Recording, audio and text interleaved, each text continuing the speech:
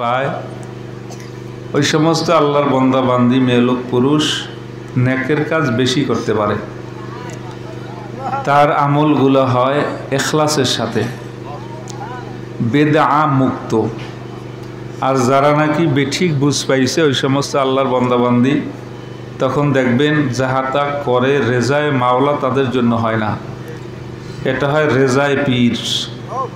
নাকি কোন একটা হলে রেজায়ে মাওলা আর একটা রেজায়ে পীর। একটা মানুষ দুনিয়ার ভিতরে আমরা আসছি, নিজের ইচ্ছে আসতে পারি না, আল্লাহ পাক পাঠাইছেন।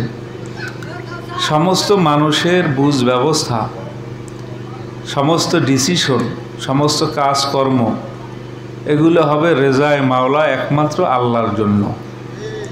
কারণ আল্লাহ সে ব্যাপারেও পবিত্র কালামুল হাকিমের মধ্যে বক্তব্য দিয়েছেন। আমার আল্লাহ ঘোষণা করছেন, ইন্না সলাতি ওয়া নুসুকি ওয়া মাহইয়ায়া ওয়া মামাতি লিল্লাহি রাব্বিল আলামিন। এক কথায় আপনার আমার জানি ইবাদত, মালি ইবাদত সব কার জন্য? আল্লাহর জন্য। সবাই কথা কেন? ওয়াজ শুনবো নিজের জন্য, কি কন? মূল উদ্দেশ্য হইল রেজায়ে মাওলা, আল্লাহর রাস্তে, আল্লাহর জন্যই শুনবো, অজানাকে জানবো, অমানাকে মানবো। এইটা হইল আপনার আমার মূল উদ্দেশ্য। তো জান্নাতি বাগান আখেরাতের বাজার আমার কথা না, আলেম ওলামাদেরও কথা না, স্বয়ং মহান রব্বুল আলামিনের হাবিব জনাবে রাসূল করিম সাল্লাল্লাহু আলাইহি ওয়াসাল্লামের মুখ নিঃসৃত বাণীকে বলা হয় হাদিস। আল্লাহর হাবিব সে হাদিসে কারিমার মধ্যে উল্লেখ করছেন, আল্লাহ যাদেরকে ধর্মের সঠিক বুঝ দান করে তারা বুঝ পায়, যাদেরকে সঠিক বুঝ আমার আল্লাহ দেন না তারা পায় না। দেখেন আমাদের এই দেশের ভিতরে শতকরা 92 বা 93 বা 91 বা 90% মুসলমান, বাকি 7, 8 বা 10 এইটা হইল সনাতন ধর্মাবলম্বী, ইহুদি নাসারা সহ অন্যান্য ধর্মের যারা অনুসরণ করে। দেখেন হিন্দুদের ভিতরেও অনেক শেখা আছে, আর আমরা মুসলমান, আমরা বংশগত আলাদা থাকলেও ইসলাম ধর্ম এমন শেখা নাই। যেমন হিন্দু ধর্মে আছে যারা নাপিত, কায়স্থ, এক কথায় নিম্ন বংশের যে সমস্ত হিন্দুরা আছে, উচ্চ বংশের সাথে কোনো আত্মীয় সম্পর্ক করা যাবে না, এটি তাদের ধর্মীয় সিদ্ধান্ত। আর আমাদের রসুলের সিদ্ধান্ত কি? একটা গরিব সে ধনীর সাথে আত্মীয়তা করতে পারে না? পারে না? আরো ধরে কম। তবে একটা সমতার ব্যাপার আছে, এই সমতা আমরা অনেক ক্ষেত্রে রক্ষা করি না, এটাও শরীয়তের একটা বিধান। সমতা যেটাকে কুফু বলা হয়, অর্থাৎ আমার আর্থিক এবিলিটি যা, আমি যার সাথে সম্পর্ক করব তার আর্থিক এবিলিটি ওই শেখাই হতে হবে। কারণ আপনি হইলে নৌকার মাঝি, যদি স্টিমারের লাগে নৌকা বাঁধে না, নৌকা কয়দিন পর শেষ। আমরা তো এই করি, নৌকা স্টিমারের লাগে বাঁধতে খুব অহমিকা যে আমি আত্মীয় করছি কুটি বৌতি, ওনার ঘরও ভালো নাই, 5 করা জমির মালিক না, 1 মাস 2 মাস 3 মাস যায়, এরপরে অশান্তি শুরু হয়। এই জন্য শরীয়ত বলছে কি কুফু, কুফুর ব্যবস্থা। কুফুরের বাংলা শব্দ হল সমতা। আপনার চেয়ে উচ্চ লেভেল যারা আছে ওই লেভেলে আপনি যাইয়েন না, আপনার জন্য বিপদ। তবে করলে কিন্তু অবৈধ না, করা যায়। কিন্তু শরীয়তটা এমন একটা, শরীয়ত যদি কেউ ব্যক্তিগত জীবনে মানে, তার ব্যক্তিগত জীবনটা আরামদায়ক হয়, আমার আল্লাহ শান্তি নাযিল করে। পারিবারিক জিন্দেগির ভিতরে যদি শরীয়তকে নাফেজ করে, শরীয়ত অনুযায়ী চলে, ওই পারিবারিক জিন্দেগির মধ্যে কোনো কলহ থাকে না, অভিমান কেউ করে না, ও জায়গায় অশান্তি আসে না। আবার যদি একটা সমাজ ব্যবস্থা ইসলামী মাইন্ডের হয়, তখন সেক্ষেত্রে সমাজটাও ভালো চলে। দেখেন তাম বাংলাদেশে হাজারো লক্ষ মাদ্রাসা আছে, লক্ষ লক্ষ ছাত্ররা অধ্যয়নরত। উচ্চপদস্থ যে মাদ্রাসাগুলা, এক একটা মাদ্রাসা বাংলাদেশে এখন এমন মাদ্রাসা আছে 10,000 পর্যন্ত ছাত্র আছে। কি আসে না নাই? কথা কেনা হাটাজারি মাদ্রাসায় যান মানে 15,000 কম না। কিন্তু এই হাটাজারির সূচনা লগ্ন থেকে এই পর্যন্ত নিজেরা মারপিট করে দিয়ে আর একজন ছাত্ররা মারিয়ে ফেলাইছে এমন ইতিহাস পাবেন? জোরে কন। চরমনি মাদ্রাসায় মারপিট হয়েছে, মরে গেছে কুয়া। সারসিনে মাদ্রাসায় এমন ঘটনা আছে। কিন্তু স্কুল কলেজ ইউনিভার্সিটির মধ্যে রামদা লইয়া লড়ালড়ি, হ্যাঁ, পিস্তল লইয়া লড়ালড়ি, শিক্ষকের দরিয়ে পুহরে সুবন্যা আসেনি আমাদের দেশে। তাহলে দেখেন মাদ্রাসাগুলো চলে কোরআন এবং হাদিস অনুযায়ী, যার জন্য ওই জায়গার মধ্যে আমার আল্লাহ শান্তি নাজেল করছে, মানামানি আসে। আর স্কুল কলেজ ইউনিভার্সিটিগুলো এগুলা কোরআন এবং হাদিস অনুযায়ী চলে না, বিদায় ও জায়গায় শান্তিও নাই, মারামারি, কাটাকাটি, হানাহানি। ঠিক তদ্রূপ যেই পীরের দরবারে ইসলামী শরিয়া আছে ওই জায়গায় কোনো ভেজাল নাই, যেই পীরের দরবারে শরিয়াত নাই ওই জায়গায় ভেজালে কোনো শেষ নাই। কথা কেনা না ভুল কইছি? তাহলে দেখেন ইসলামিক মাইন্ড, ইসলামের থিওরি, আমার আল্লাহ বলেন ইন্নাদ দীনা ইনদাল্লাহিল ইসলাম, আমি আল্লাহর কাছে অনুমোদিত অ্যাকসেপ্ট যে ধর্মটা, গ্রহণীয় যে ধর্মটা, আমি আল্লাহ অনুমোদন করলাম যে ধর্মটাকে, সেই ধর্মটার নাম হলো হিন্দু ধর্ম। কথা সবাই কয় না যে? আরো জোরে কন, আরো জোরে কন। আবার ইন্নাদ দীনা ইনদাল্লাহিল ইসলাম, আমার আল্লাহর কাছে অনুমোদিত, অ্যাকসেপ্টকৃত, আমার আল্লাহর কাছে গ্রহণীয় যে পার্টিটার নাম আওয়ামী লীগ, হ্যাঁ, এই পার্টিটার নাম বিএনপি, এই পার্টিটা হইল রাশিয়ার, এই পার্টিটা হইল আমেরিকার। তাহলে কোনটা? জোরে কন, আরো জোরে। ইসলাম কি? ইসলাম কি? শান্তি, শান্তির স্লোগান আর শান্তির প্লেকার্ড আর শান্তির স্লোগান, এরপরে সর্বত্র সর্ব জায়গায় শান্তি শান্তি শান্তি শান্তি। এইটা লিখে দেখবেন পুলিশ বাহিনীর ভিতরে রোজাকে লেখা আছে শান্তি শৃঙ্খলা, এরকম কি যেন 3টে শব্দ লেখা আছে। পড়ছেন কোনো দিন? পড়েন নাই। শৃঙ্খলা, এরপর শান্তি, ওই পুলিশের সব জায়গায় লেখা শৃঙ্খলা শান্তি, অর্থাৎ শৃঙ্খলার মধ্যেও শান্তি। যদি শুধুমাত্র পোস্টারিংয়ের মধ্যে আর ব্যানারের মধ্যে শান্তি লেখলি শান্তি পাওয়া যাইতো তাহলে পুলিশ বাহিনী আর পলাম লাগতো না। পলাইছে না? পলায় না? কথা কেনা? তাহলে শুধু শান্তির স্লোগান দিলে শান্তি পাওয়া যায়? আরো জোরে কম। আমাদের দেশে কত দল আছে, নেতারাও শান্তির স্লোগান দেয়, পাবলিকও শান্তির স্লোগান দেয়। আমরা শান্তি চাই, অশান্তি চাই না। আমরা সমতা চাই, অসমতা চাই না। কিন্তু ওটা ওই স্লোগান স্টাইলস, আর ওই রাজপথে ঘরে গেলে দেখা যায় গরিবের কোনো দাম নাই, ধনীকে গ্রহণ করে। তাহলে দেখেন শান্তির স্লোগান। পাশাপাশি দারিদ্র বিমোচন, স্বাধীনতার পর ওই সময় যাদের জ্ঞান বুদ্ধি ভালো ছিল, আমি জিজ্ঞেস করলে হয়তো বা আমার অনুকূলই জবাবটা আসবে, কিন্তু আমার বুঝ ব্যবস্থা হওয়ার পর যতটুকু দেখছি যে বা যারা যখনই রাষ্ট্র ক্ষমতায় গেছে সকলেই একটা স্লোগান দিয়েছে দারিদ্র বিমোচন। কিন্তু বাজান আবার অনেকে তো বলবেন রাজনীতি, এটা রাজনীতি না ভাই, রাজনীতি কারে কয়? যদি এটা বলেন রাজনীতি তাহলে আমি বলবো এটা রাজনীতি। দেখেন সবাই বলছে দারিদ্র বিমোচন, সকলেই বলছে শান্তি চাই। এই 50 বছর আবর্তনে বিবর্তন কত নেতার ভাগ্যের পরিবর্তন হয়েছে। ঘর ছিল নারার, 20 তলা বিল্ডিংয়ের মালিক হয়েছে। নেতার ভাগ্যের পরিবর্তন হয়েছে, কিন্তু জনগণের ভাগ্যের কোনো পরিবর্তন হয় নাই। অথচ তারাই বলছে কি আবার দারিদ্র বিমোচন, দারিদ্র বিমোচন করব।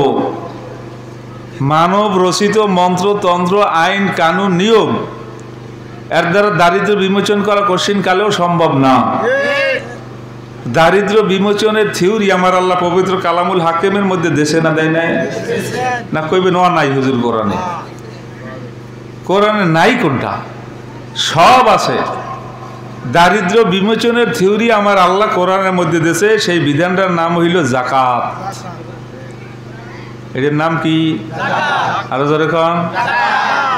এক নম্বর হইল জাকাত, এরপরে ফেতরা, আর একটা হলো ফেদ্যা।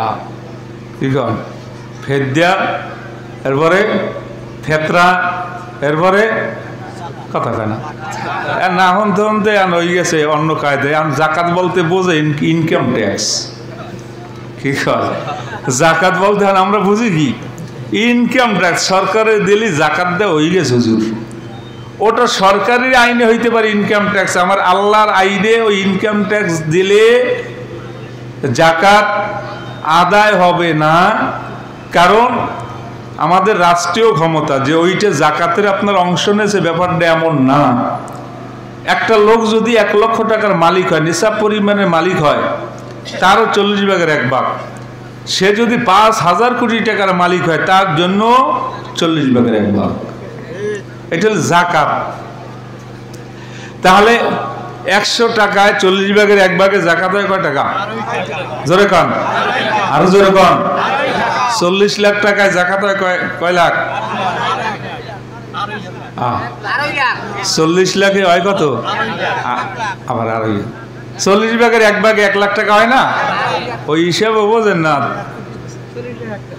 5 আর 8 9। কি কর হিসাব তৈরি করলেন?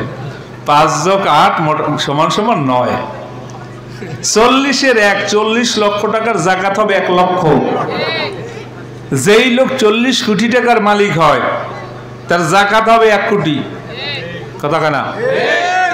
আচ্ছা, এখন আপনি হিসাব মিলেন, আমাদের দেশে 40 কোটি টাকার মানুষের অভাব আছে?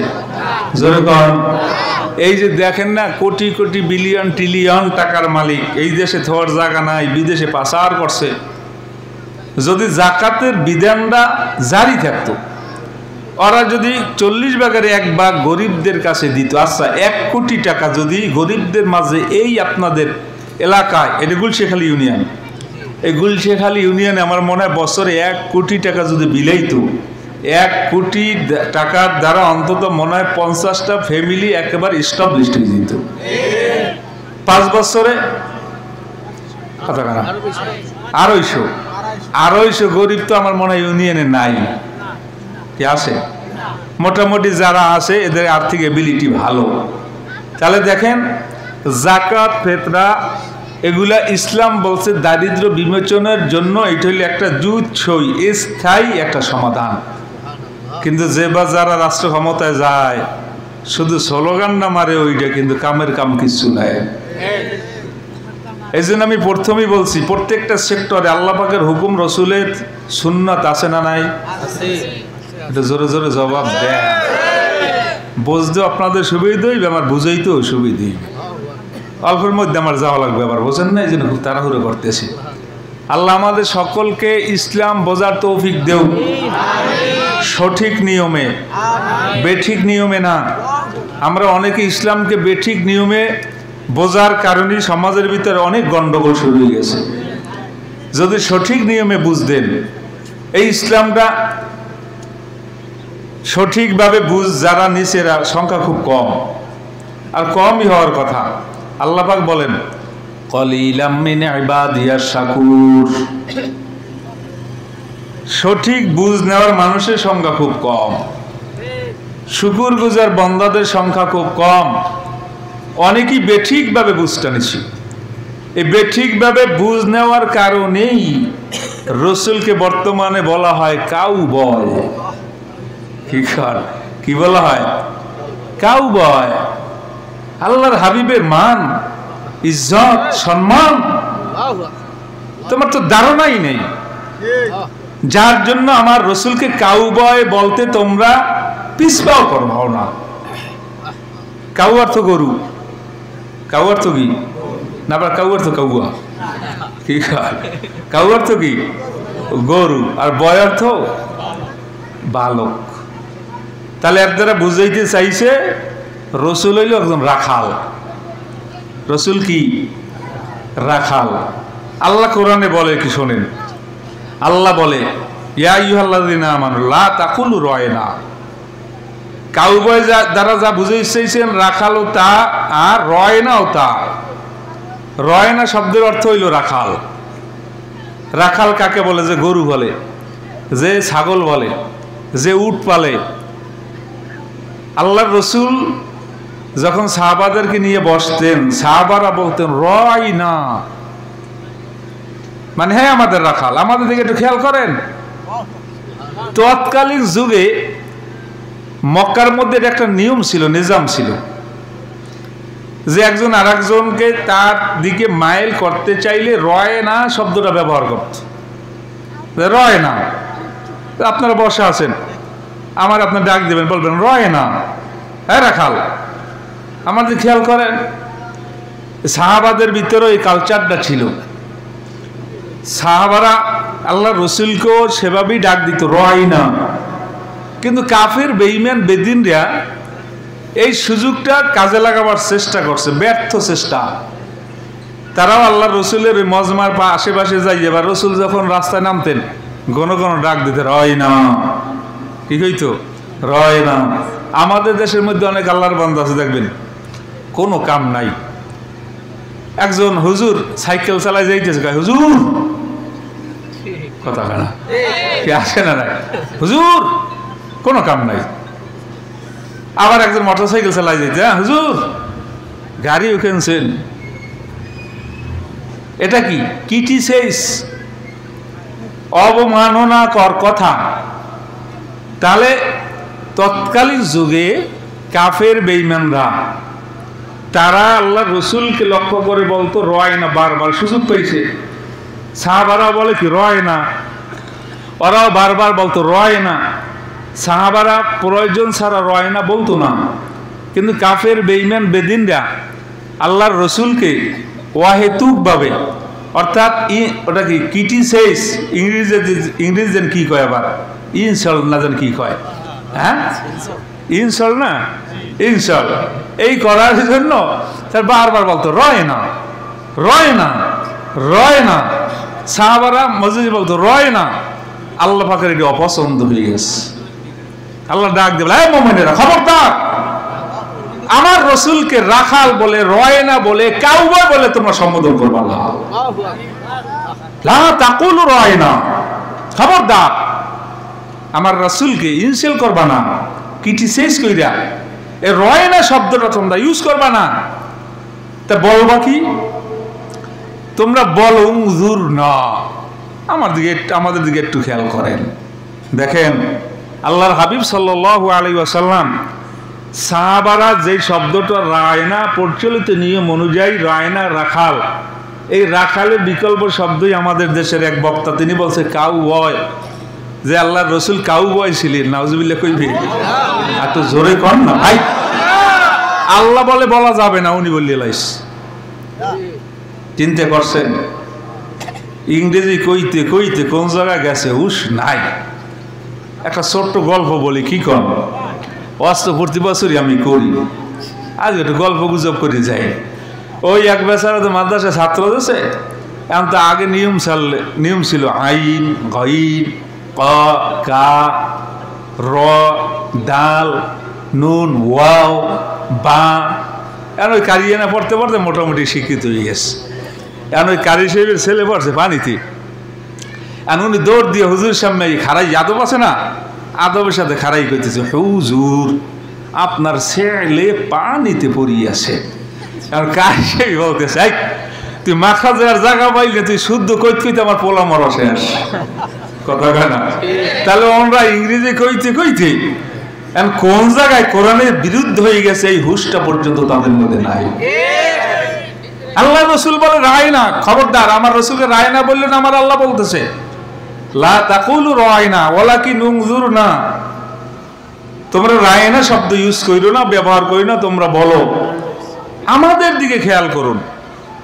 আল্লাহ আমাদের সকলকে হক বোঝার তৌফিক দেখ। জোরে কান আমিন, আরো জোরে কান না আমিন। আসলে ইংরেজি বলতে গিয়ে হয়তো আমি মনে করি তাদের সফকাতে লেসান হয়েছে, তবে তওবা করা উচিত, কারণ আল্লাহর কোরআনের বিরুদ্ধে হয়ে গেছে না। জোরে কান, আরো জোরে কান। আল্লাহর হাবিব সাল্লাল্লাহু আলাইহি ওয়াসাল্লাম তার কাছে বসিয়া সাহাবাদের কথা একটু উঁচু আওয়াজ হয়ে গেছে।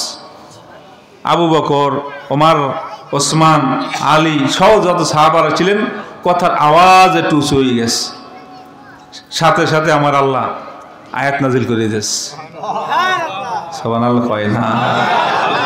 ইয়া আইয়ুহাল্লাযীনা আমানু লা তারফাউ, খবরদার, লা তারফাউ সাওতা ফাওকা সাওতিন নবী, খবরদার আমার নবীর আওয়াজের চেয়ে তোমাদের আওয়াজ যেন উঁচু না হয়। যদি হয় হবে কি? আল্লাহ বলেন আন তাহবাতা আমালুকুম, তোমাদের আমল বরবাদ হয়ে যাবে। তোমরা উপলব্ধি করতে পারবে না যে এইটু কামে আমার আমল শেষ হয় কেমনে। এটা কিন্তু কোরআনের কথা। তাহলে সাহাবাদের আওয়াজ বা সাউন্ড আল্লাহর হাবিবের কথার আওয়াজ বা সাউন্ডের চেয়ে উঁচু হওয়া আল্লাহ আমার আল্লাহ পছন্দ করে নাই। আল্লাহ হুমকি দিয়েছে তোমাদের আমলগুলো নষ্ট হবে। ওয়াংতুম লা তাশউরুন, তোমরা উপলব্ধিও করতে পারবে না। তাহলে আল্লাহ পাকের দরবারে আমার রসুলের সম্মান কম না বেশি? আরো জোরে কম, আরো জোরে। আল্লাহর হাবিব সাল্লাল্লাহু আলাইহি ওয়াসাল্লাম হুজরা থেকে বের হলেন, সাহাবারা বসা। ইতিমধ্যে কেউ বলতেছে আদামু সফিউল্লাহ, আর একজন বলতেছে মুসা কালিমুল্লাহ, আর একজন বলতেছে ইসমাইল জবিউল্লাহ, আর একজন বলতেছে ইব্রাহিম খলিলুল্লাহ, আর একজন বলতেছে ঈসা রুহুল্লাহ। এই আদম আলাইহিস সালামের এই সম্মান, মুসা নবীর সাথে আল্লাহ কথা বলছে, ইসমাইল আলাইহিস সালামকে আমার আল্লাহ জিবরিলকে পাঠাই দিয়া শরীর তল থেকে উঠিয়ে দুম্ব শোয়াই দিয়েছে। ঈসা আলাইহিস সালামের সম্মান আল্লাহর দরবারে বেশি। বাপ ছাড়া আমার আল্লাহ দুনিয়ার ভিতরে তাকে পাঠালেন, আবার দুনিয়া থেকে উঠেই নিলেন, আবার পরবর্তীতে পাঠাবেন। এর সম্মানেই, এর সম্মানেই, এর সম্মানেই, এর সম্মানেই আল্লাহ রসুল শোনার পর চেহারাটা বিবর্ণ হয়ে গেছে। ডাকতে বলে সাহাবারা তোমরা কে কি বলছো আমি সব শুনছি। আদমের ব্যাপারে কি মন্তব্য, মুসা নবীর ব্যাপারে কি মন্তব্য, ইসমাইল নবীর ব্যাপারে কি মন্তব্য, ঈসা রুহুল্লাহর ব্যাপারে কি মন্তব্য। আসলে তোমরা তো আসল কথা জানো না। এই মুহূর্তে যদি মুসা নবী জমিনে থাকতো তাহলে আমার কাছে তার কালেমা পড়ে মুসলমান হওয়া লাগতো, আমার কাছে বয়াত গ্রহণ করা লাগতো, তার নবুয়তি নিষ্ক্রিয় হয়ে যেত। ঈসা নবী যদি এখন থাকতো তার নবুয়তি নিষ্ক্রিয় হয়ে যেত, স্তব্ধ হয়ে যেত, স্টপ হয়ে যেত। ইসমাইল নবী যদি জীবিত থাকতো তার নবুয়তি স্তব্ধ হইতো, আমার হাতে বয়াত গ্রহণ করা লাগতো। তোমরা বলতেছো আদম সফিউল্লাহ, মুসা কালিমুল্লাহ, ঈসা রুহুল্লাহ, ইসমাইল জবিউল্লাহ, তোমরা মনে করছো তাদের সম্মান অনেক বেশি। আমি মুহাম্মাদুর নবী হইলাম হাবিবুল্লাহ। জোরে সুবহানাল্লাহ। আমি মুহাম্মাদুর নবী হাবিবুল্লাহ। খলিলুল্লাহর হাবিবুল্লাহর মধ্যে ডিফারেন্স কি? এক কথায় প্রকাশ, খলিল শব্দের অর্থ হইল যিনি মালিকের জন্য পাগল হয়, হাবিব বলা হয় মালিক যার জন্য পাগল হয়। তো ইব্রাহিম আলাইহিস সালাম খলিল, আমি হইলাম হাবিব। কি সাথে কি মিলাইতেছো তোমরা? এক নবী জুতা পাই দিয়ে আল্লাহর দরবারে যায়, তুর পাহাড়ে গেলেন মুসা নবী জুতা নিয়ে আল্লাহর সাথে কথা বলতে। আল্লাহ বলেন ফাখলানা আলাইক ইন্নাকা বিল ওয়াদিল মুকাদ্দাসি তুয়া। নবী মুসা জুতা খোলেন, এটা একটা ভালো জায়গা। সুবহানাল্লাহ। কে বলতেছে? আরো জোরে খান। আল্লাহ বলতেছে ফাখলানা আলাইক ইন্নাকা বিল ওয়াদিল মুকাদ্দাসি তুয়া। এইটা হইল ভালো জায়গা। ও নবী মুসা জুতা খোলেন, এই জায়গায় জুতা পার ভিতরে রাখা যাবে না, আদবের খেলাফ। মুসা আলাইহিস সালাম জুতা খুইলে ফালালেন। আল্লাহ পাক রব্বুল আলামিন জিবরাইলকে পাঠাইয়ে দিলেন, জিবরাইল যাও আমার হাবিবের কাছে, এই জায়গার একটা কথা বলা দরকার। এই যুবক আমার বাবারা, এ দাড়ি ভাগা বাজানরা, ও জ্ঞানী ও গুণী ও শিক্ষিত আমার বাবারা, আল্লাহর হাবিব সাল্লাল্লাহু আলাইহি ওয়াসাল্লামের পরিচয় আপনার আমার কাছে জানা নাই। আল্লাহর হাবিব সাল্লাল্লাহু আলাইহি ওয়াসাল্লাম যখন নাকি দুনিয়ার ভিতরে ভূমিষ্ঠ হইলেন, মা আমিনা হয়রান পেরেশান। রাসূল আমার দুনিয়ার ভিতরে ভূমিষ্ঠ হওয়ার পর মা আমিনা রিওয়ায়াত করেন, আমার শিশুটা দুনিয়ার ভিতরে ভূমিষ্ঠ হওয়ার পরে সেও বুড় হইয়া সিজদায় পড়িয়া গেছে। দীর্ঘ এক সিজদা, মাথা উঠায় না। আর সে সিজদা অবস্থায় আমি চোখের পানি ছাইড়া দিলাম, কারণ আমার এতিম মুহাম্মদ তার চেহারাটা বড় সুন্দর, দেখতে বড় ভালো।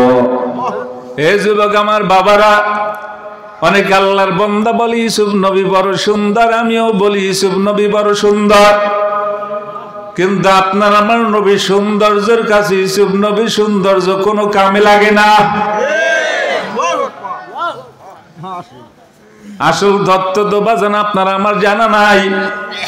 মা আয়েশা সিদ্দিকা রাদিয়াল্লাহু তাআলা আনহা ঘোষণা করেন, মিশরের যে সমস্ত রমণীরা ইউসুফ নবীকে দেখার পরে হাত কাটলো, পেট কাটলো, রান কাটলো, ওই সমস্ত রমণীরা যদি আমার নবীকে দেখতো,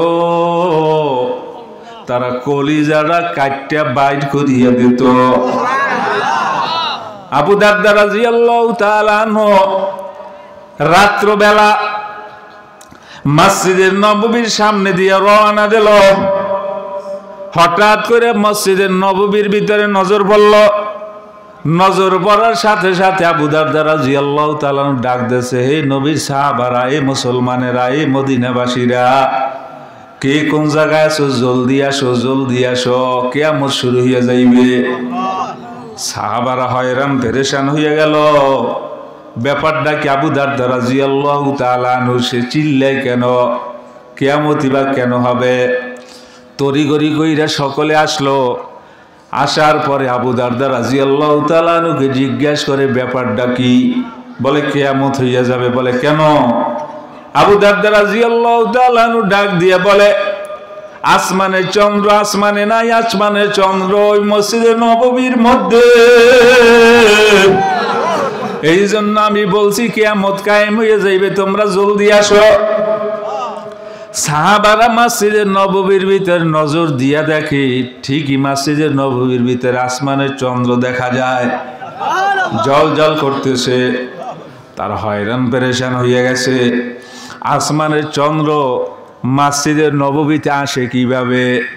এইবার আসমানের দিকে নজর করলো। আসমানের দিকে নজর কইরা দেখে আসমানের চন্দ্র আসমানের জায়গায় আছে, কিন্তু মসজিদের নববীর ভিতরে চন্দ্রটা আসলো কোত্থেকে? কাছে যাইয়া দেখে মসজিদের নববীর ভিতরে যে চন্দ্র, ওটা চন্দ্র না, ওইটা হইল রহমাতুল লিল আলামিন। এই যুবক আমার বাবারা, এ দাড়ি বাগা মুরব্বীরা, ও বাজান, ওই নবীর পরিচয় আপনার আমার কাছে জানা নাই। যার জন্য রাসূলের আদর্শ ভালো লাগে না, ও বাজান, আমার মাওলার ব্যাপারে সুধারণা নাই, যার জন্য আমার মাওলাকে আপনার আমার কাছে ভালো লাগে না। ও বাজান, আমি আপনাদের কাছে জানবার চাই, আমার নবীর চেয়ে উত্তম মানুষ আর কেউ আছে নাকি? আরো জোরে বলেন, আমার নবীর চরিত্রের চেয়ে উত্তম চরিত্রওয়ালা আর কেউ নাই। বাজান, আমার মাওলার মতো মায়াশীল মাওলা, আমার মাওলার চেয়ে দয়াশীল মাওলা কিন্তু আর বাবা কেউ নাই। তাহলে হযরত মুসা নবীর আমার মাওলা ডাক দিয়া বলে, ফাখলানা লাইকা ইন্নাকা বিল ওয়াদিল মুকদ্দাসি তুয়া। আপনার জুতা খোলেন, আর এই জায়গা জুতা রাখার জায়গা না, কারণ এইটা বড় বরকতি জায়গা, এইটা বড় ভালো জায়গা। আল্লাহ পাক রব্বুল আলামিন জিব্রাইলকে পাঠাই দিয়েছে, জিব্রাইল যাও আমার হাবিবের নিয়ে আসো।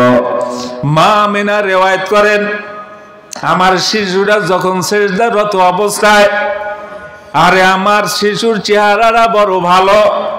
আরে কল্পনা করতেছে আমার স্বামী আব্দুল্লাহ যদি জীবিত থাকতো, আমার এতিম এই মোহাম্মদের কোলে লইতো, ও কাজের মেলায় নিয়ে যাইতো, মক্কার অলিগলি বাজার গাড়ির মধ্যে নিয়ে যাইতো, মানুষে দেখতো, মানুষে বড় খুশি হইতো। এখন তো নাই, কি বা নিয়ে যাবে, কি বা আমার শিশুর চেহারাটা এত সুন্দর, কি বা দেখাবে। গোয়াকে আমার মাওলা ডাক দিয়ে বলে, মা আমেনা, তুমি তোমার স্বামী হয়তো বা জীবিত থাকলে মক্কার অলি গলি রাস্তা গাড়ির মধ্যে নিয়ে চলাফেরা করতো, মানুষকে দেখাইতো। তুমি অপেক্ষা করো, এই লোকটাকে, এই শিশুটাকে তোমার পরিচয় জানা নাই। এই শিশুরা হইল আমি আল্লাহর বন্ধু। তুমি অপেক্ষা করো, অল্প সময়ের মধ্যেই শুধু মক্কা না, এন্টার দুনিয়ায় আমি আমার বন্ধুরে ছাই করাবো। শুধু দুনিয়ায় না, 18,000 মাখলুকাতের কাছে আমার নবীরে পাঠাবো। মা আমিনা রিওয়ায়াত করেন, হঠাৎ কইরে দেখি আমার ঘরটা কুয়াশাচ্ছন্ন হয়ে গেল। সুবহানাল্লাহ। যখন নাকি কুয়াশাচ্ছন্ন হয়ে গেল, আসমান থেকে একটা গায়েবী আওয়াজ, কি আওয়াজ দিল আমি জানি না, আর একটা গায়েবী আওয়াজ, আওয়াজে বলতেছে, আমার বন্ধুরে কোলে লও, এন্টার দুনিয়াতে একটু ছাই করাই আসো। হঠাৎ কইরে মা আমেনা বলে, আমার ঘরে আর কুয়াশা নাই। তাকাইয়ে দেখি আমার বাবা মোহাম্মদ নাই। ব্যাপারটা কি কোন জায়গায় গেল? আর কিছু সময় যাইতে না যাইতে আবার দেখি আমার শিশু আমার কোলের মধ্যে। ও বাজান, তোমার আমার নবীরে আমার মাওলা এন্টার দুনিয়া ফেরেশতাদের দ্বারা ঘুরাইছে। দুনিয়ার ভিতরে যত মানুষ বলেন, ও বাজান, আমরা বাংলাদেশি বাঙালি বলেন, আমেরিকান বলেন, জার্মানি বলেন, ফ্রান্সিয়ান বলেন, এরপরে মিশরিয়ান বলেন, মিশরীয়রা হইলে সবচেয়ে বেশি বাজান সুন্দর এবং সুন্দরী। অবাজান ভালো করিয়া বোঝেন, দুনিয়ার সব মানুষদেরকে আমার মাওলা তার ইচ্ছা মতো বানাইছে, কিন্তু আপনার আমার নবীকে মাওলার ইচ্ছায় না, আমার নবীর ইচ্ছায় আমার আল্লাহ বানাইল। এই জন্য আমার আল্লাহ বলে, জিব্রাইল যাও আমার নবীর একটু নিয়ে আসো। আমার নবী কি ভাবিবা চাইলো, আমি আল্লাহ কি ভাবিবা বানাইলাম। আমি একটু আমার বাড়ি আরশে আজিমে নিয়ে আসি, আমি একটু মনের মতো দেখব। রসুলকে আমার আল্লাহ বাজান আরশে আজিমের মধ্যে নিয়া আমার মাওলার কাছে বসাইয়া, আমার মাওলা রসুলের দিকে তাকাইয়া পাশাপাশি বইসে বাজান আমার মাওলা কথা বলল। তখন নবী এবং আমার মাওলার সামনে কোন নূরের পর্দা ছিল না। বাবাজান তোমার আমার মাঝে আর বাবাজান তোমার মাঝে আর আমার মাওলার মাঝে 70,000 নূরের পর্দা। আল্লাহর রাসূল যখন নাকি আমার আল্লাহর কাছাকাছি গেলেন, সমস্ত পর্দা উঠাইয়া দিয়া, আরে আমার আল্লাহ এবং রসুলের মাঝে কথা। আমার নবী যখন ওই জায়গায় যাইতেছে, নবীর পার মধ্যে জুতা খুলতে চায়, আমার আল্লাহ বলেন না না, ও নবী পার জুতা খোলা লাগবে না। ওই নবীর পরিচয় বাজান আপনার আমার কাছে জানা নাই। এ যুবক আমার বাবারা, এ দাড়ি ভাগা বাবারা, হাতে ধরি পায়ে ধরি বাজান, আমি আপনাদের কাছে জানবার চাই, ওই রসুলের সুপারিশ ছাড়া কিয়ামতের ময়দানে আপনি আমি মাওলার জান্নাতে যাইতে পারবো নি? আরো জোরে কর না। রসুলের সুপারিশ ছাড়া বাজান আমিও যাইতে পারবো না, তুমিও পারবা না। কিয়ামতের ময়দানে আল্লাহ রসুল হাদিসের মধ্যে বলেন, এ সাহাবারা, কিয়ামতের ময়দানে তোমরা আমার উম্মত গুলারে বাইশের পরে আমার কাছে নিয়ে আসবা। আমি মুহাম্মাদুন নবী আমার এই গরিব আর এতিম উম্মত গুলার সাথে লইয়া আমি মাওলার জান্নাতে যাব। আল্লাহ! সাহাবারা ডাক দিয়া বলে, ইয়া রাসূলুল্লাহ, ইয়া হাবিবাল্লাহ, কিয়ামতের ময়দানে হাজার হাজার নয় কোটি কোটি বিলিয়ন ট্রিলিয়ন মানুষ, আদম নবী থেকে শুরু করে কিয়ামত পর্যন্ত যত মানুষ সব হাসরের ময়দানে উঠবে। ইয়া রাসূলুল্লাহ, ইয়া হাবিবাল্লাহ, আমরা চিনব কিভাবে? আল্লাহর হাবিব ডাক দিয়া বলে, গুররাল মুহাজ্জিলিন, আমার উম্মতরা হবে চান কপাল্লা গোরার মতো। ওরা যে ওযু করছে ওযুর জায়গাগুলি নূরের মতো জ্বলবে। ওরা যে আল্লাহু আকবার বলি আমার মাওলার কুদরতি কদমে সেজদা দিছে, ওই কপাল দিয়ে আমার মাওলার নূর বাহির হবে। তোমরা ওইগুলা দেখিয়া দেখিয়া টান্যা টান্যা বাচ্চা বাচ্চা আমি মুহাম্মাদুন নবীর কাছে নিয়ে আসবা। আমি মুহাম্মাদুন নবী হাতের দ্বারা হাউজে কাউসারে পানি পান করাবো, এরপরে ওরে জান্নাতে ঢুকাবো। আল্লাহু আল্লাহ। কিয়ামতের ময়দানে ওবাজান ভালো কইরা বোঝেন, সব নবী এবং রাসূলুল্লাহ আর জান্নাতের দরজার কাছে যাবে। যাওয়ার পরে জান্নাতের দরজার তালার মধ্যে লাড়া মারবে। ভিতর থেকে ফেরেশতারা ডাক দিয়ে বলবে, মানিল বাপ, এই দরজা কেডা? সুলাইমান নবী ডাক দিয়ে বলবে, আমি সুলাইমান। আবার ডাক দেবে কে? ইব্রাহিম নবী ডাক দিয়ে বলবে, আনা ইব্রাহিম খলিলুল্লাহ। আদম নবী যাইয়ে যখন তালায় লাড়া মারবে, জিজ্ঞেস করবে দরজায় কে? আদম নবী ডাক দিয়ে বলবে, আনা আদাম সফিউল্লাহ। ইসমাইল নবী যখন যাই ওই জায়গায় তালায় লাড়া মারবে, ডাক দিয়ে বলবে কি? সে ডাক দিয়ে বলবে, আনা ইসমাইলু জবিউল্লাহ। বলবে কি হইছে? বলে দরজা খোলো। ফেরেশতারা বলবে, না না, খোলা যাবে না। বলবে কেন? তখন ডাক দিয়া বলবে, আখিরি জামানার নবী কই? ওই নবী না আসা পর্যন্ত জান্নাতের দরজা খোলা নিষেধ। এ নবীর উম্মতেরা ওই নবীর মানের কথা জানা নাই, বাজান সম্মানের কথা জানা নাই। আবার আদম আলাইহিস সালাতু ওয়াস সালাম আল্লাহর দেবে, বলবে দরজা খোলো, আমি হইলাম আদম সফিউল্লাহ। বলবে কাজ হবে না, আখিরি জামানার নবী না আসা পর্যন্ত এই জান্নাতের দরজা খোলা যাবে না। ইতিমধ্যে আল্লাহর নবী আসবে, আসার পরে যখন নাকি দরজায় লাড়া দেবে, ডাক দিয়ে বলবে, মানিল বাপ কে? আল্লাহর নবী ডাক দিয়া বলবে, আনা মুহাম্মদ, আনা শাফিউল মুজনাবিন, আনা রাহমাতুল লিল আলামিন। ফেরেশতারা জান্নাতের দরজাটা টাস করিয়া খুলিয়া দেবে। বাবাজান ভালো কইরা বোঝেন, এ যুবক আমার বাবারা, এ আমতলিবাসী আমার বাবারা, এ গুলশে গালিবাসী আমার বাবারা, ওই নবীর সম্মানের কারণে আপনি আমিও সম্মানিত হলাম। বাজার আপনার আমার মান, আপনার আমার সম্মান আমার মাওলার দরবারে লক্ষ কোটি গুণে বেশি। সুলাইমান নবীর উম্মতরা জান্নাতে যাবে, পারমিশন পাবে না। ইব্রাহিম নবীর উম্মতরা জান্নাতের দরজায় যাইবে, ঢোকার পারমিশন পাবে না। ঈসা নবীর উম্মতরা জান্নাতের দরজায় যাবে, ঢোকার জন্য পারমিশন পাবে না।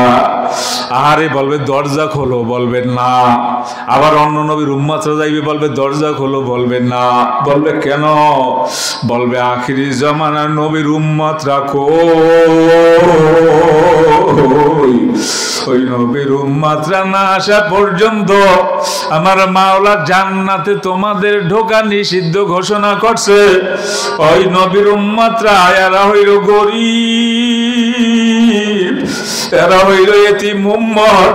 এদের কাছে কোনো নবী ছিল না, রাসূল ছিল না। নবীর পরে নবী নাই, নবীর আপনার আমার নবীর পরে কোনো নবী ছিল না। এরপর রাসূলের সুন্নাত অনুযায়ী আপনি আমি চলছি, চালাইছি। বাজান আমার মাওলার না দেখেও আপনি আমি মানলাম। তুমি আমি জান্নাতে না ঢোকা পর্যন্ত অন্যান্য নবী রাসূলের উম্মতরা জান্নাতে ঢোকার পারমিশন পাবে না। কাজী আমি আমার বাজানদের বলবো, লম্বা চূড়া আলোচনা না, বাজান বোঝার জন্য, বুঝ নেওয়ার জন্য আমিও আলোচনা করি বাজান। আমি বুঝ নেওয়ার জন্য, আমলের জন্য। কারণ আমার ভিতরে তত আমল নাই বাজান। কিয়ামতের ময়দানে যদি হাত দুইটার মধ্যে জাহান্নামের শিকল লাগিয়ে যায়, পালাবো কই, পালাবার জাগা নাই। কিসের জন্য আইলাম রে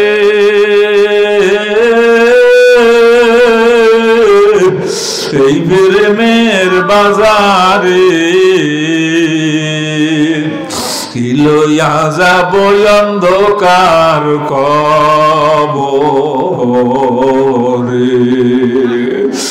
জবান খোলো আল্লাহ বলো মোমেন, জোরে ডাক দে আমার আল্লাহ রে। হয় না জবান খোলো বলান মারো মাওলা রে, ওই কবরে তুমি বিনে নাই কে হো। জবান খুলে ডাকো মারো আল্লাহ রে।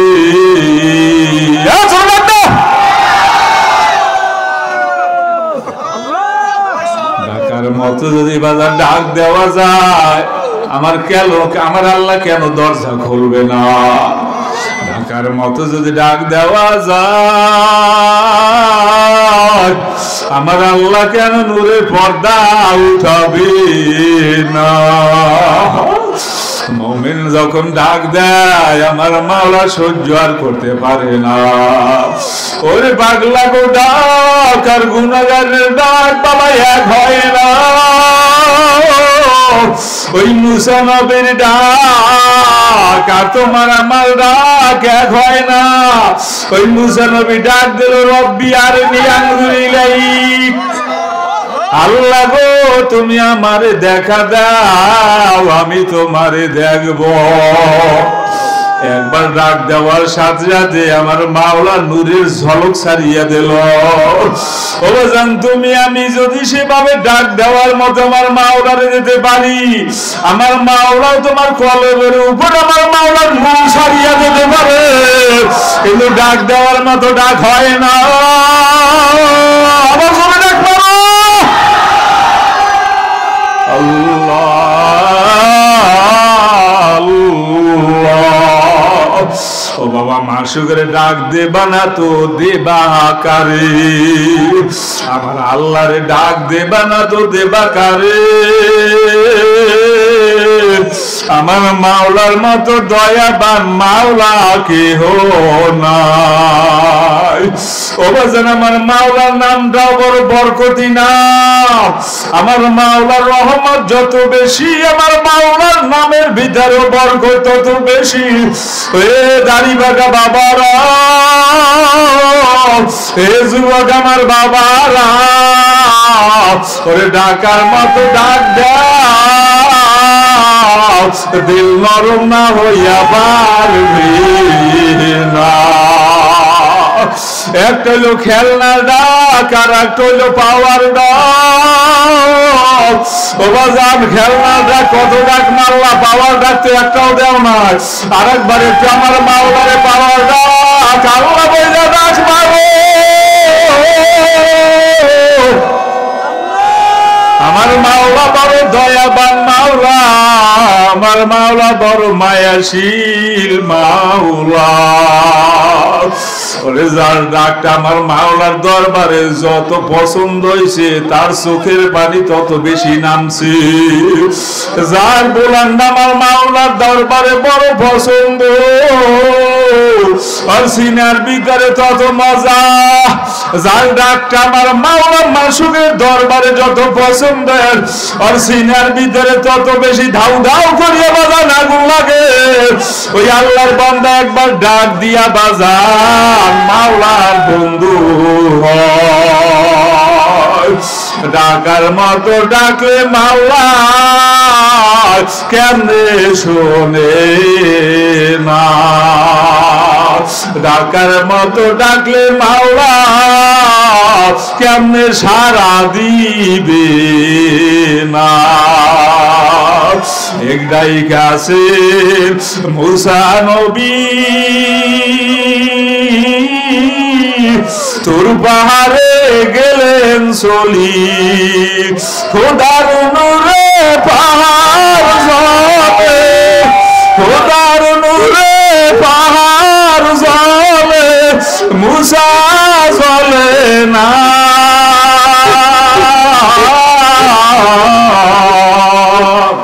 হামেশা জিকির করো মুমিন গাফিল হইও না, হামেশা জিকির করো মুমিন গাফিল হইও না। একটাই কাছে জাকারিয়া নবী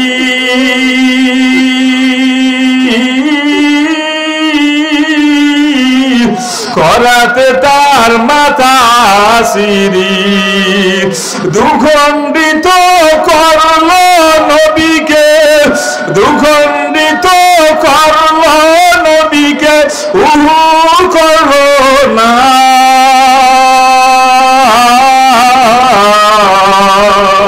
হামেশা জিকির করো মুমিন গাফিল হইও না, হামেশা জিকির করো মুমিন গাফিল হইও না। হামেশা ডাকো মুমিন গাফিল হইও না। একটাই গেছে নবী ওলি,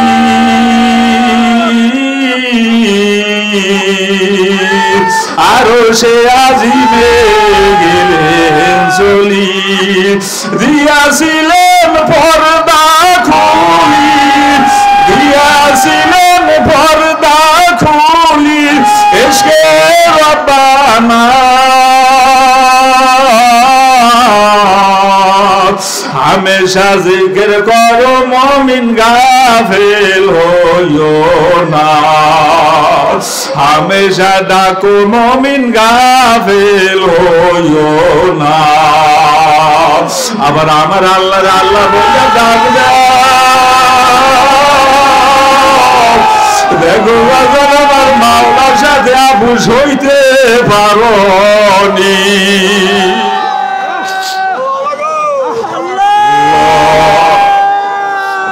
রাগ করিল না আমার উপরে, আমাদের আমল আখলাকের দ্বারা মনে আমার মাওলা বেজার। এই জন্য বারবার আমিও ডাক দেই, আপনারও ডাকার জন্য বলি, দেখি আমার মাওলার সাথে মেলা যায় নাকি, দেখি আমার মাওলার সাথে আমার মাওলা করেনি। এ দাড়ি বাঁকা আমার বাবারা, এই যুবক আমার বাবারা, এই মাদ্রাসার তালিবুল ইলমরা, এই ছোট ছোট বাচ্চারা কান্দে। ওরা জানার অনেক আল্লাহর বান্দা দেল্লা পাথরের মতো শক্ত হইয়া রয়েছে। জবানটাও খোলো না, আমার মাওলা দিলটাও খুললে দেয় না। জবান যদি খোলতাম নিশ্চয়ই আমার মাওলা দিলটাও খুলিয়া দে। তো আমার বাবারও সকাল থেকে নিয়ে সন্ধ্যা পর্যন্ত আমার মাওলার একবার আমার বলে ডাকতে বাবা, আর এই জায়গায় বইয়াও ডাক দিলি না, নসিব মানে হয় ভালো না। এবার সবাই ডাক দেওয়া লাগবে না। যারা অন্তরে মজা পাইছো, সিনে আগুন লাগছে, চোখে পানি আইছে, যারা মরবা, যাদের আমার মাওলারে লাগবে, যারা জাহান্নামের আযাব সহ্য করতে পারবা না, তারা এবার ওই ভিজা চোখ নিয়া, ওবাজান খোলা অন্তর নিয়ে আমার মাওলারে আরেকবার আল্লাহ বইলা ডাকবে।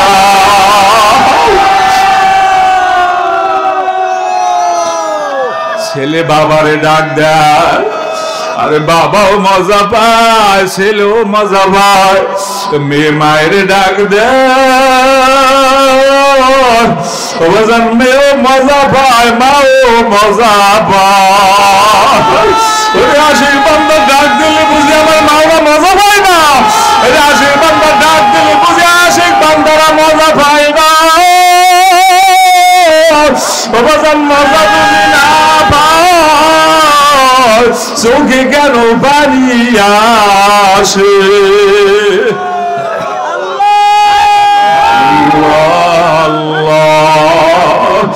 এ জাকিরিনেরা, এ নামাজিরা, অনেক নামাজি আছে, নামাজও পড়ে, কাঁদতে কাঁদতে হয়রান পেরেশান, জাকিরিনরা জিকিরও করে, এরপর হয়রান পেরেশান, বলে হুজুর আল্লাহ আমারে মাফ করবেনি। আরে গরিবেরা রোজা রাখে, এরপর হয়রান পেরেশান, বলে হুজুর আমার মাওলা আমারে মাফ করবেনি। এ গরিব আমার বাবারা, আমার মাওলার যদি দয়া হয়, তাফসীরের মধ্যে আসছে আল্লামা সানাউল্লাহ বাণীপতি রহমাতুল্লাহ আলাইহি তাফসীরে মাজারের মধ্যে লেখছে, কিয়ামতের ময়দানে যাদের আমল নামায় গুনাহ কর, এদেরকে আমার মাওলার সামনে দাঁড় করাইয়া আমার মাওলা ডাক দিয়ে বলবে, ওলিউল্লাহ অমুক জায়গায় যাই এই গুনাহ করছিলি। আর আব্দুর রহমানের বলবে, আব্দুর রহমান অমুক জায়গায় দাঁড়াই এই গুনাহ করছিলি। রহিমা খাতুনের ডাক দিয়ে বলবে, রহিমা খাতুন অমুক জায়গায় দাঁড়াই এই গুনাহ করছিলি।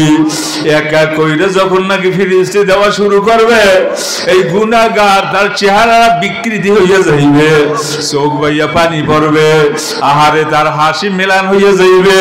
আমার আল্লাহ তাকাইয়ে বলবে, কান্দিস না। এইবার আমার মাওলা কুদরতি হাতটা ওই বান্দার কান্দের উপরে দিয়া, আরে আমার মাওলার কুদরতি মুখটা ওই আল্লাহর বান্দার কানের সাথে লাগাইয়া, আমার মাওলা ডাক দিয়ে বলবে, কান্দিস না, ঘাবড়াইস না, তোর যত গুনার কথা বললাম আমি আল্লাহ মাফ করিয়া দিলাম। যা যা আমি মাওলার জান্নাতে যা। এ দাড়ি বাগা বাবারা, এ যুবক আমার বাজানরা, আমল নামায় গুনার অভাব নাই, এরপরও চোখে পানি নাই, আমল নামায় গুনার অভাব নাই, এরপরও জিকির নাই, আমল নামায় গুনার অভাব নাই, এরপর আপনি আমি নামাজ পড়তে পারি না, আমল নামায় গুনার অভাব নাই, এরপরও দোয়া গির বানাইতে পারো না।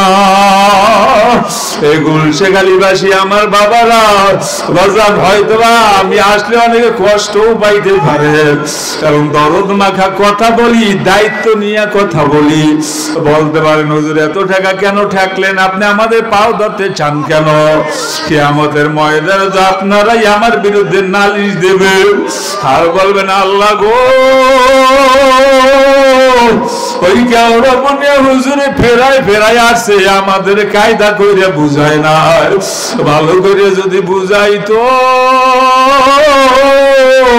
আমরা গুনার কাজ করতাম না।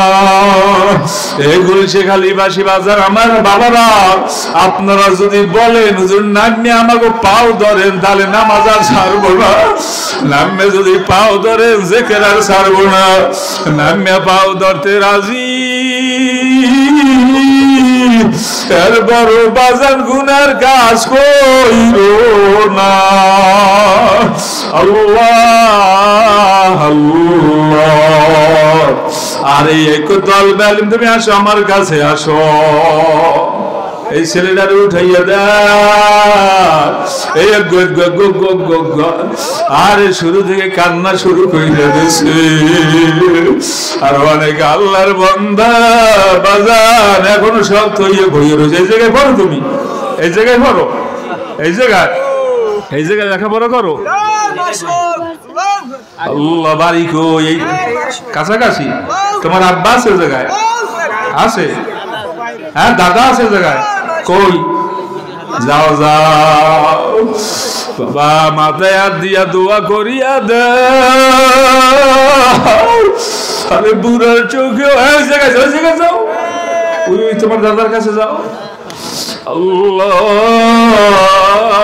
আল্লাহ, মাথায় হাত দিয়া দোয়া করিয়া দাও। বুড়া মাথায় হাত দে।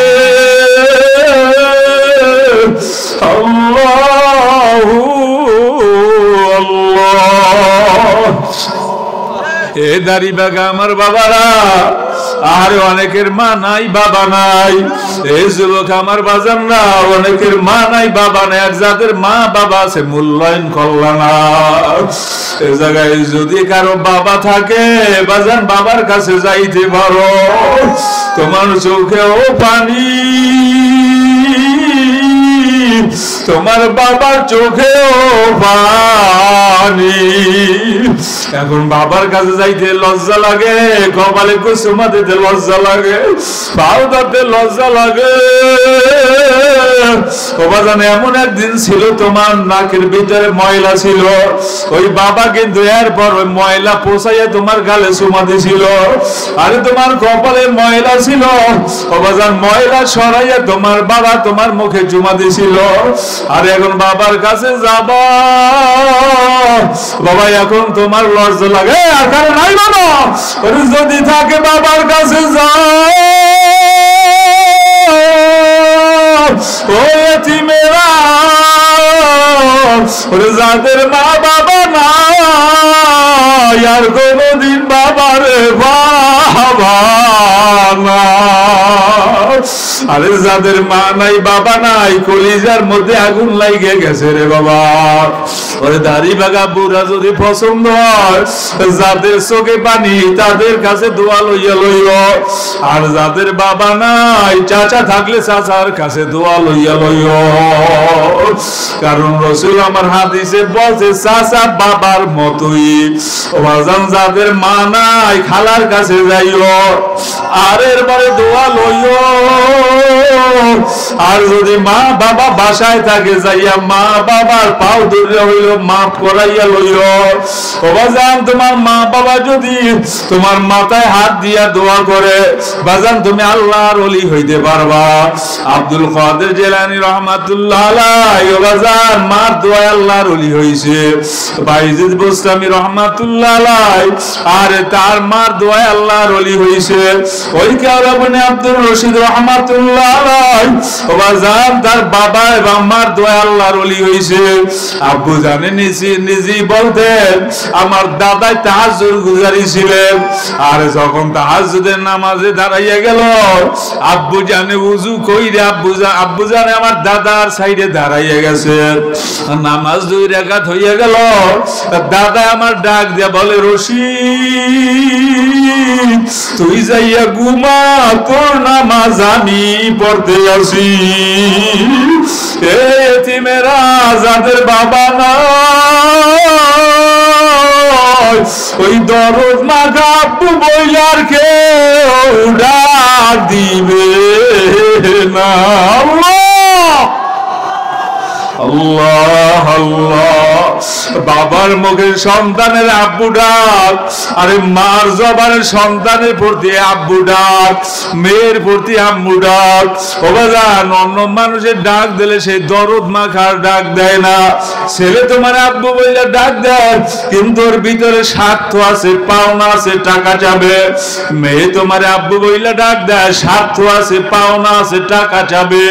কিন্তু মা বাবা যখন সন্তানের আব্বু আম্মু বললে ডাক দেয়, দিলে নিঃস্বার্থ, কোনো পাওনা নাই। আর সন্তানের যাই ডাক দেয় বাবা, ওই মেয়ের যাইয়া ডাক দেয় আম্মু। বলে আব্বু কি বলো? বলে কেন ডাকছো? বলে এমনি ডাক দিছি। কারণ নাকি মায়া, মহব্বত, ভালোবাসা। ও বাজার, আমার মাওলা কিন্তু বন্দারে নিঃস্বার্থ মায়া করে, মহব্বত করে, ভালোবাসে। আপনারে আমার এত সুন্দর করে বানাইলো আমার আল্লাহ, কে বানাইছে? আর তোমার আমার হাজার ধরনের নাচ নেয়ামত আমার মাওলা খাওয়াইলো। ও বাজার, এখন ওই মাওলারে ভালো লাগে না। ও বাজার, এই জায়গায় বসে দেখা যায় অধিকাংশ দাড়ি ভাগা বাজানদের চোখ ভিজা, আর অধিকাংশ যুবকদের চোখ ভিজা। আমার মনে হয় মজমাটা, মাহফিলটা আমার মাওলার দরবারে কবুল হইয়া গেছে। ও বাজান, আমি অন্যায় বিনয় করি, আজকে থেকে কারা কারা মাওলার বন্ধু আর নিয়ত করতে পারো? লোকে হাত জাগা। আল্লাহ, আপনি একটু তাকাইয়া দেখেন, হাত নামা। ওরে বাবা, এইবার আমি দুই একটা আল্লাহর বান্দা চাই যে হুজুর আমি